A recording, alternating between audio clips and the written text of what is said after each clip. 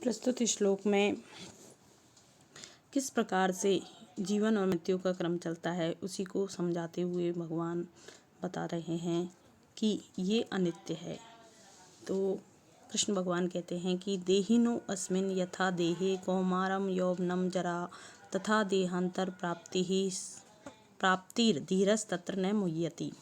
तो अब हम इसको पहले पदच्छेद देखते हैं। देहिनो, देहिन है इसमें मुख्य शब्द, तो देहिन विसर्ग है, उसका ओ हो गया है। और अस्मिन अलग शब्द है, अस्मिन का ए रह गया है आकार। और अस्मिन ने यथा में जुड़ गया है, तो अस्मिन यथा, देहिनो अस्मिन यथा। फिर देहांतर प्राप्ति ही, देहांतर प्राप्ति ही विसर्ग है, उसका रे हो गया है, तो धी के ऊपर चढ़ गया है। धीरह वो भी विसर्ग है, उसका शय हो गया धीरस तत्र न मुह्यति। अब हम इसका अर्थ देखते हैं। देहिने, देहिने किसको कहा जाता है? देह को जो धारण करता है वो देहिना होता है, देही।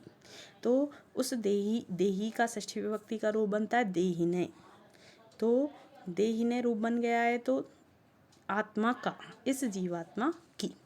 अस्मिन इसमें, यथा जिस प्रकार, देहे देह में, इस शरीर में, अस्मिन देह का विशेषण है, इस देह में, इस शरीर में, जिस प्रकार से जीवात्मा की इस शरीर में कौमारम यानी कि बालकपन, यौवनम जो युवावस्था है, जवानी है, जरा और जो वृद्धावस्था है, जिस प्रकार से ये तीनों अवस्थाएं होती हैं, तथा उसी प्रकार से देहांतर प्राप्ति, तो आगे के क्रम में अन्य शरीर, देहांतर अंतर का अर्थ है दूसरी, अन्य देहांतर दूसरे देह की प्राप्ति होती है। उसी प्रकार से दूसरी देह की भी प्राप्ति होती है।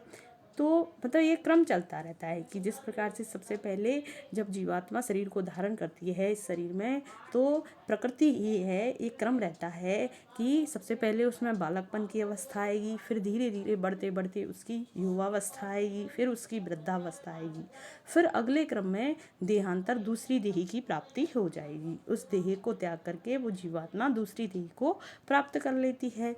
तो धीरस तत्र न मुह्यति, तत्र इस विषय में, धीरे जो धीर मनुष्य होते हैं, जो बुद्धिमान मनुष्य होते हैं, न मुह्यति वो मोह नहीं करते हैं इस बात में, क्योंकि ये तो एक क्रम है, एक नेचुरल है, जो ये प्रकृति से सिद्ध है कि इस देह की भाई एक शरीर है, उसकी अवस्थाएं परिणत होती जाती हैं, बचपन, युवावस्था, वृद्धावस्था, तो अंत में जाकर के उसका अंत भी होना है उस शरीर का, और उस शरीर का अंत होकर के दूसरी देह की भी प्राप्ति होनी है।